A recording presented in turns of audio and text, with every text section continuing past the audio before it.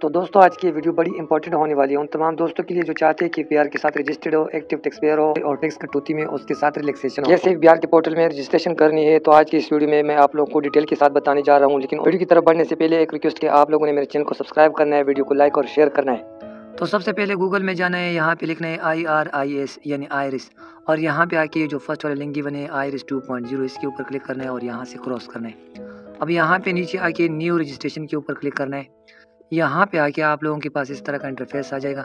सीनेसी number यहाँ पे आप लोगों ने पंच करना है और आगे बढ़ते यहाँ पे प्रीफिक्स यानी मिस्टर, यहाँ पे आके आप लोगों ने अपना फर्स्ट नेम डालना है।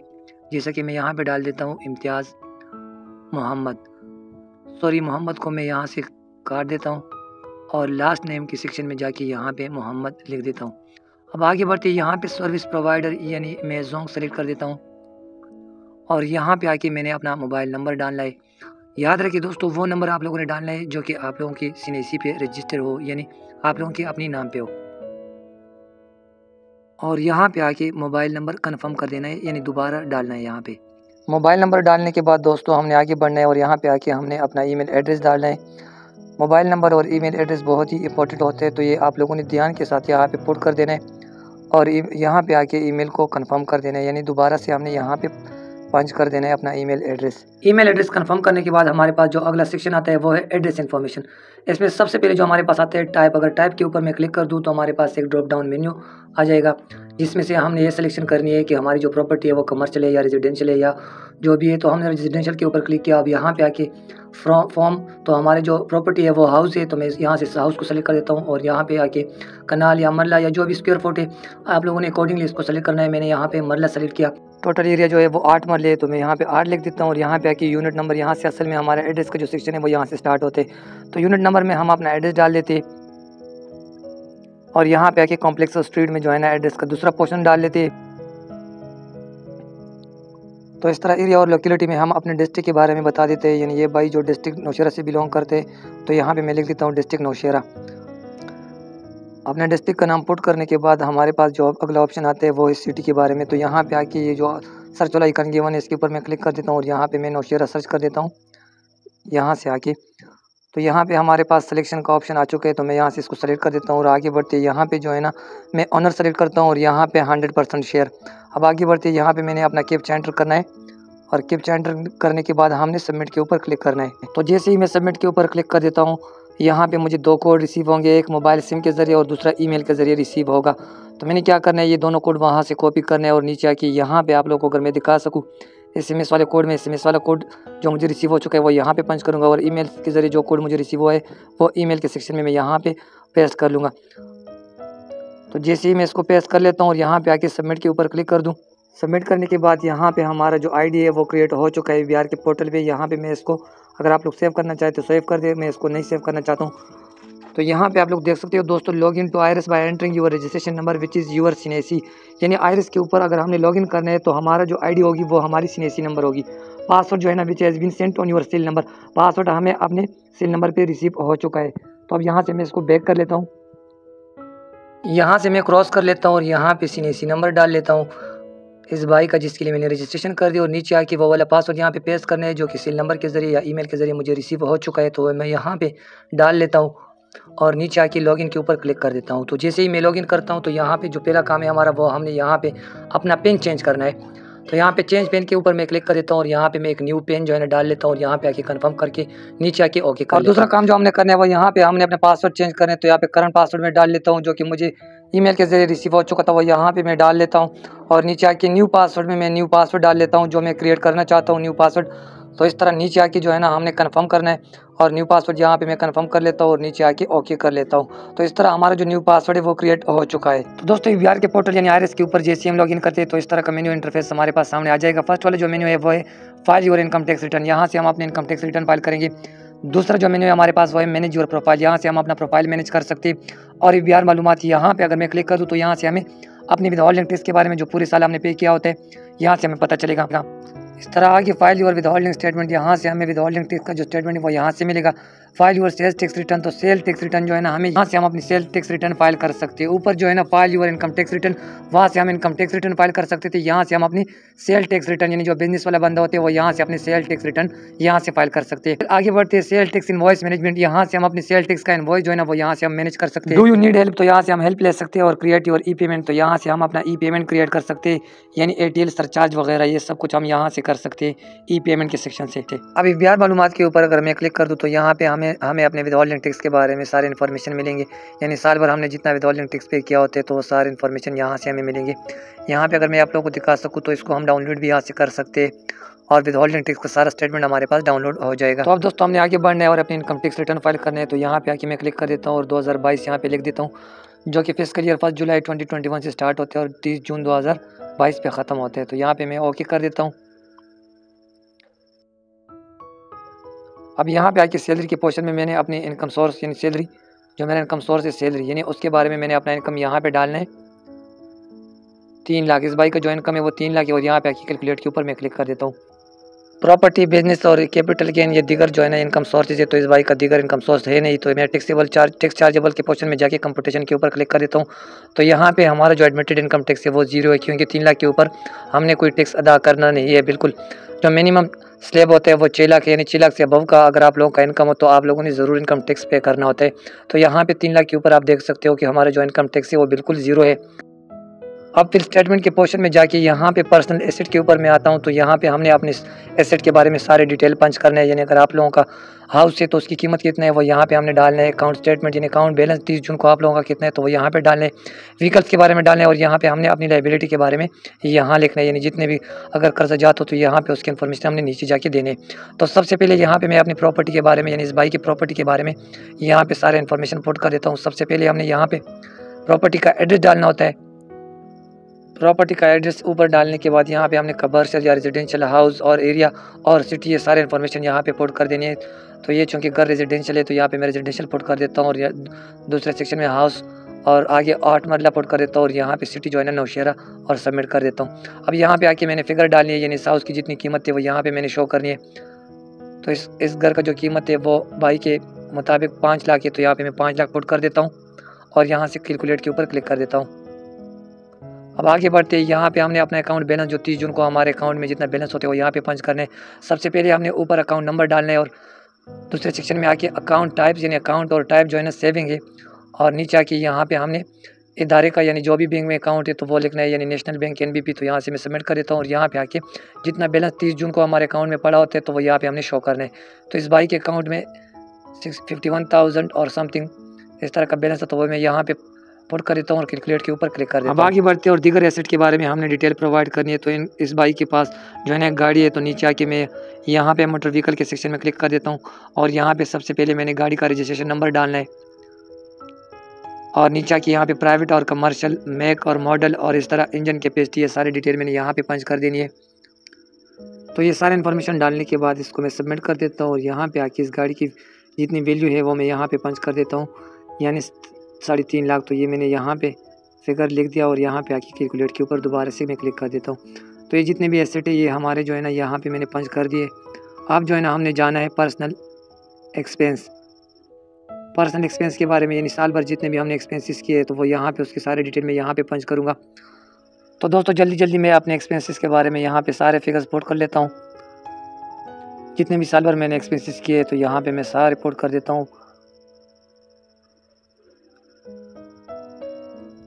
आप लोग अपने अकॉर्डिंगली, यानी आप लोगों के medical expenses, travelling expenses, vehicle maintenance expenses और इलेक्ट्रिसिटी, वाटर और टेलीफोन जितने भी एक्सपेंसेस या एजुकेशनल एक्सपेंसेस ये सारे आप लोगों ने अपने मुताबिक अकॉर्डिंगली यहाँ पे पुट कर देनी है।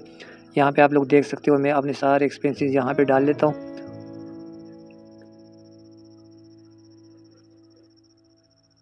तो पर्सनल एसेट और पर्सनल एक्सपेंस और लायबिलिटी पुट करने के बाद हमारे पास जो अगली बारी आती है वो है रिकॉन्सिलेशन ऑफ नेट एसेट। इसके ऊपर क्लिक करने के बाद यहाँ पे आप लोग देख सकते हो मेरे जो नेट एसेट करंट ईयर है वो है 9,01,636, यानी इस भाई की जितने भी एसेट है ना वो है 9,01,636 इस ईयर के। अब यहाँ पे अगर मैं नीचे आप लोग को दिखा सकूँ, यहाँ पे आप लोग देख सकते हो रिकॉन्साइल्ड अमाउंट, इसको हमने 0 बनाना है, तब हमारे इनकम टैक्स रिटर्न जो है ना वो फाइल होंगे। अगर मैं आप लोग को दिखा सकूँ यहाँ पे, अगर मैं सबमिट के ऊपर क्लिक कर दूँ तो यहाँ पे लिखा आ रहा है please save your data before submit. सबसे पहले मैं इसको सेव कर लेता हूँ। सेव करने के बाद अब यहाँ पे आके सबमिट के ऊपर अगर मैं क्लिक कर दूँ तो यहाँ पे आ रहा है net asset previous year against code number है must be entered before submission. तो ये सारी चीज़ें हमने डालने यहाँ पे आके इसको अनरिकॉन्साइल्ड अमाउंट को हमने 0 बनाना है, तब जाके हमारे जो इनकम टैक्स रिटर्न है वो फाइल होंगे। तो यहाँ पे आके यहाँ पे नेट एसिड प्रीवियस ईयर वो इस भाई के बनते 8,50,000, ये मैंने डाल दिया और कैलकुलेट के ऊपर क्लिक किया।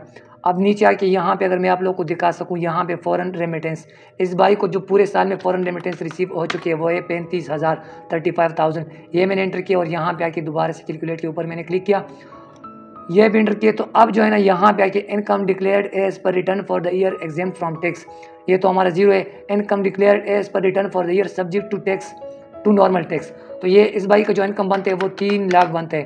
तो ये मैंने एंटर किया और यहाँ पे आके कैलकुलेट के ऊपर दोबारा से क्लिक किया। अब जो है ना हम नीचे जाते हैं तो यहाँ पे दोस्तों अनरिकॉन्साइल्ड अमाउंट जो है ना इस भाई का अब 0 बन चुका है।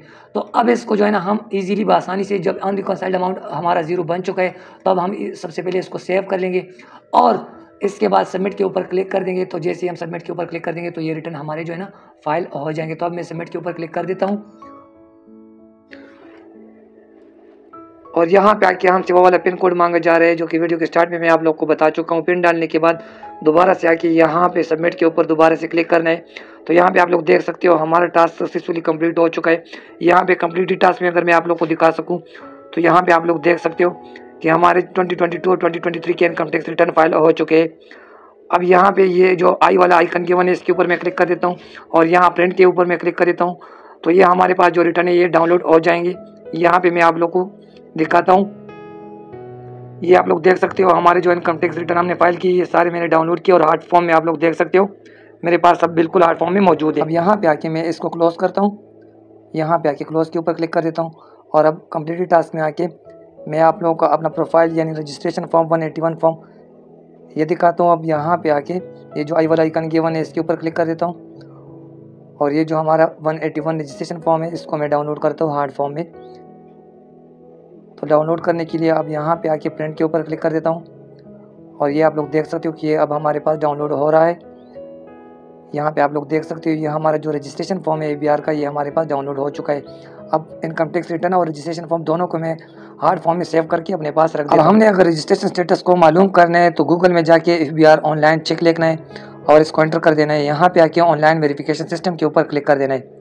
यहाँ पे आके नीचे आके प्रोफाइल इंक्वायरी इसके ऊपर क्लिक करना है यहाँ पे और यहाँ पे आके हमने CNAC सेलेक्ट करना है और यहाँ पे अपना CNAC नंबर देना है और यहाँ पे आके कैप्चा एंटर कर देना है और कैप्चा एंटर करने के बाद वेरीफाई के ऊपर क्लिक कर देना है। तो यहाँ पे आप लोग देख सकते हो हमारा जो रजिस्ट्रेशन स्टेटस है वो नीचे आके मैं आप लोगों को दिखाता हूँ इनकम टैक्स एक्टिव। यहाँ पे आप लोग देख सकते हो इनकम टैक्स एक्टिव यानी हमारा रजिस्ट्रेशन स्टेटस जो है ना वो कंप्लीट हो चुका है। अब इसके बाद हम चलते हैं एक्टिव टैक्स पेयर लिस्ट के ऊपर, यहाँ पे क्लिक कर देता हूँ एंड यहाँ से CNAC सेलेक्ट करता हूँ और यहाँ पे अपना CNAC नंबर डाल देता हूँ और आगे जाके यहाँ पे डेट सेलेक्ट करता हूँ और यहाँ पे दोबारा से कैप्चा एंटर कर देता हूँ। कैप्चा एंटर करने के बाद हमने जाना है और वेरीफाई के ऊपर क्लिक करना है। अब यहाँ पे मैं आप लोगों को अगर दिखा सकूँ तो हमारा जो एक्टिव टैक्स पेयर स्टेटस है वो इनएक्टिव है क्योंकि हमने जो इनकम टैक्स रिटर्न 2022 के अभी सबमिट किए तो इसके ऊपर हमें ATL सरचार्ज पे करना होगा। अब हमने ATL सरचार्ज का वाउचर जो है ना वो क्रिएट करना है और ATL सरचार्ज को पे करके तब जाके हमारा नेम जो है ना ATL लिस्ट में शामिल हो जाएगा यानी इंक्लूड कर दिया जाएगा। तो अब हमने जाना है क्या करना है, अब हमने ATL सरचार्ज का जो वाउचर है वो क्रिएट करना है। For inclusion in ATL list, for inclusion name in ATL list यानी active tax payer list you must pay 1,000 rupees of surcharge. Now we are going to create a surcharge voucher of rupees 1,000. For that we must visit epayment.fbr। तो अब हमने FBR का जो e-पेमेंट है वो हमने Google में जाके सर्च करना है और यहाँ पे आके ये वाला लिंक जो है ना आप लोगों ने अपने पास सेव रखना है e.fbr.gov.pk/autologin.aspx। अब यहाँ पे आके ई पेमेंट के ऊपर क्लिक करना है और यहाँ पे जो है ना हमने ATL सरचार्ज के ऊपर क्लिक करना है। यहाँ पे आके 2022 को हमने सेलेक्ट करना है और यहाँ पे आके सीनेसी और नीचे हमने सीनेसी नंबर देना है। सीनेसी नंबर देने के बाद यहाँ पे इन्फॉर्मेशन जो है ना वो डायरेक्टली फिच हो जाएंगे। तो यहाँ पे आप लोग देख सकते हो नेम ऑटोमेटिकली यहाँ पे आया है। यहाँ पे हमने मिसलिनियन को सेलेक्ट करना है और नीचे आके यहाँ पे हमने दोबारा से मैं आप लोग को दिखा देता हूँ, मिसलिनियस यहाँ से सेलेक्ट करना है और यहाँ पे टैक्स पेमेंट सेक्शन में आके ATL सरचार्ज सेलेक्ट करने के बाद यहाँ पे हमने 1000 रुपीज़ लिखने हैं, 1000। और यहाँ पे जो है ना हमारे सारे इन्फॉर्मेशन हम यहाँ से कंफर्म कर लेंगे। पहले हमारा NTN नंबर यहाँ पे गिवन है तो हम इसको भी वेरीफाई करेंगे। ये सारी चीज़ें चेक करने के बाद यहाँ पे हमने अपना ईमेल एड्रेस पुट करना है।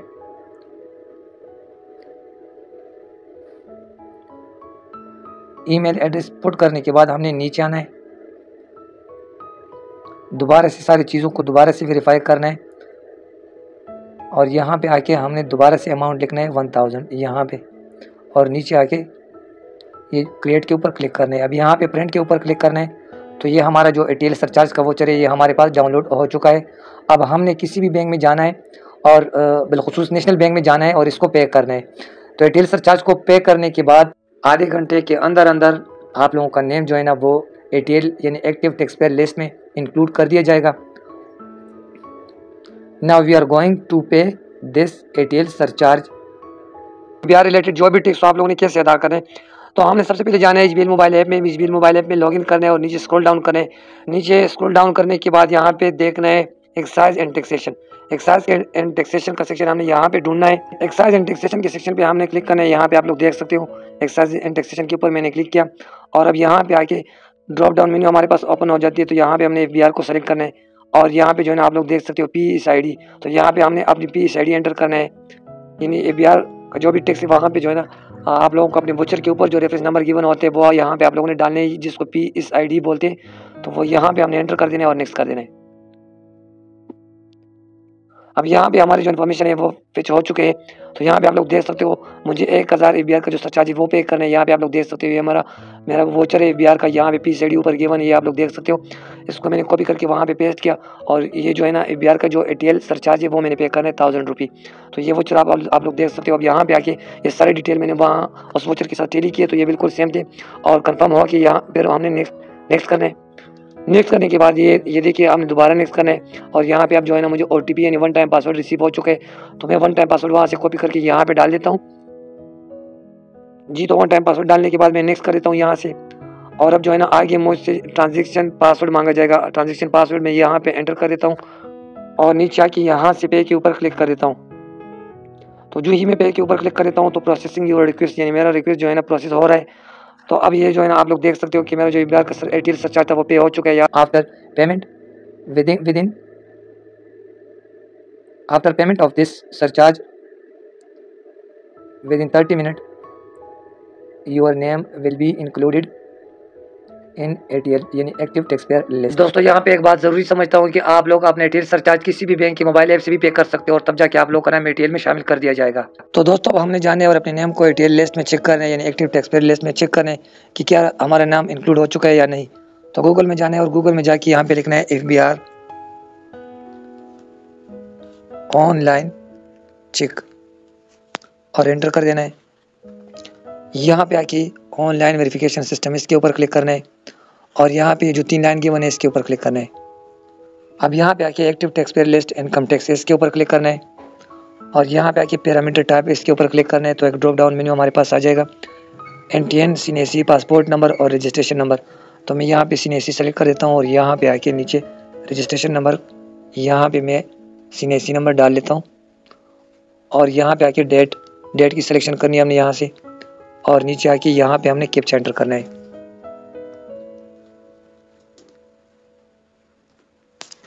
कैप्चा एंटर करने के बाद यहाँ पे आके वेरीफाई के ऊपर क्लिक करना है। तो यहाँ पे आप लोग देख सकते हो कि हमारा जो फाइलिंग स्टेटस है वो बिल्कुल एक्टिव है। आप लोग देख सकते हो यहाँ पे जिस बाइक के लिए मैंने रिटर्न फाइल किया इम्तियाज़ मोहम्मद, आप लोग प्रोफाइल के ऊपर देख सकते हो इम्तियाज़ मोहम्मद साहब का जो नेम है वो एक्टिव टैक्स पेयर लिस्ट में आ चुका है।